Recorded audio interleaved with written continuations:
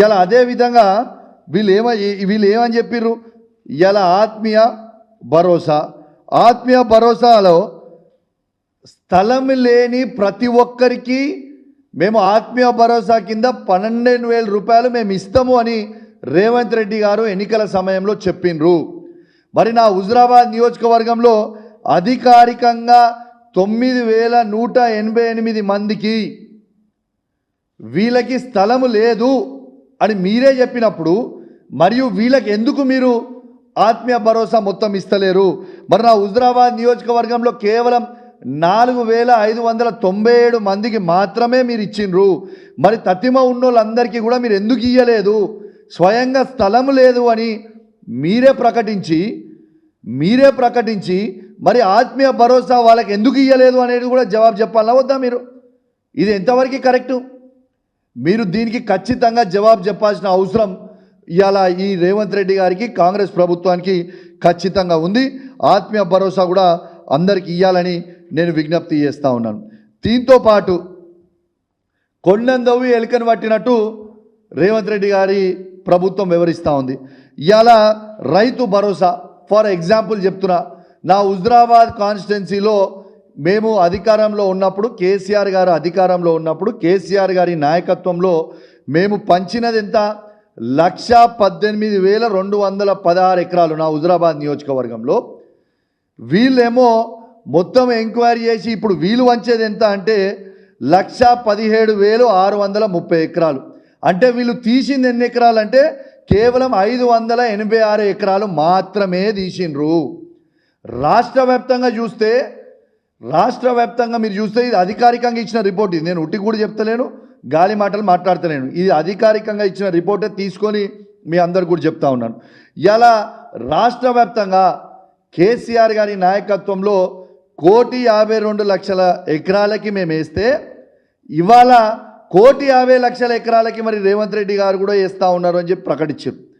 ఇలా సాక్షిలో నేను చూసిన. మరి 1,50,00,000 ఎకరాలకు మీరు ఇస్తే కొండందవి ఎలుకలు పట్టినట్టు తుగ్లక్ లక్క రేవంత్ రెడ్డి గారు చేసింది నిజమా కాదా? అంటే కేవలం 1.38% మాత్రమే తగ్గించే ప్రయత్నం చేసిండు. అసెంబ్లీలో ఏం అబద్ధాలు ఆడినావు? ఇలా కేసీఆర్ గారి ప్రభుత్వం 22,000 కోట్ల రూపాయలని వృధా చేసింది అని అసెంబ్లీ సాక్షిగా తెలంగాణ రైతాంగం మొత్తం కూడా వినేటట్టు నువ్వు మాట్లాడినావు. మరి ఇవాళ ఏం జవాబు చెప్తావు? నీ 2 లక్షల ఎకరాలు ఇలా తీసేస్తే హార్డ్లీ 200 కోట్ల రూపాయలు కావు, 2,000 కోట్ల రూపాయలు కావచ్చు. Sorry, subject correction. అంటే 2,000 కోట్లు ఎక్కడ? ఇవాళ ఆ 2,000 కోట్లు కూడా ఖచ్చితంగా అవి కూడా రైతులే. నువ్వు లంగదంద అయ్యేసి అన్ని అబద్ధాలు పెట్టి చెప్తా ఉన్నావు. కానీ మరి నీ 22,000 కోట్లు అని చెప్పినావు. మరి 22,000 కోట్లు ఎక్కడ చేసిండు రేవంత్ రెడ్డి గారు? మీరు ఒక్కటి గుర్తుపెట్టుకోండి, కేసీఆర్ గారు మీలక్క తుగ్లక్ పనులు చేయడు. కేసీఆర్ గారు ఏ పని చేసినా పగడబందీ చేస్తారు. ఇలా కేసీఆర్ గారు ఒక్కసారి కూడా ఏ రైతుని కూడా రైతు భరోసా కోసం వచ్చి ఇలా అప్లికేషన్లు పెట్టుకొని ఒక్కసారి కూడా చెప్పలేదు.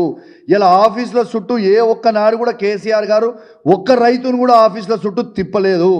హైదరాబాద్లో సెక్రటేరియట్లో కేసీఆర్ గారు బటన్ ఒత్తితే ఇలా టింగ్ టింగ్ టింగ్ టింగ్ అని కేసీఆర్ గారి నాయకత్వంలో రైతు బంధు ఆ రోజు రైతుల అకౌంట్లలో పడ్డాయి. నీలక్క రేవంత్ రెడ్డి గారు తుగ్లక్ పాలన ఏనాడు కేసీఆర్ గారు చేయలేదు. నువ్వు పెద్ద జోకర్ వైపోయినావు, ఒక తుగ్లక్ వైపోయినావు. ఖచ్చితంగా తెలంగాణ రైతాంగం మొత్తం కూడా నిన్ను చూస్తూ ఉంది, నవ్వుతూ ఉన్నారు నిన్ను చూసి. అసలు నువ్వు ఏం చెప్తున్నావు, నువ్వు చెప్పేదేంది, నువ్వు చేసేదేంది అని ఇలా పబ్లికే నవ్వుతూ ఉన్నారు.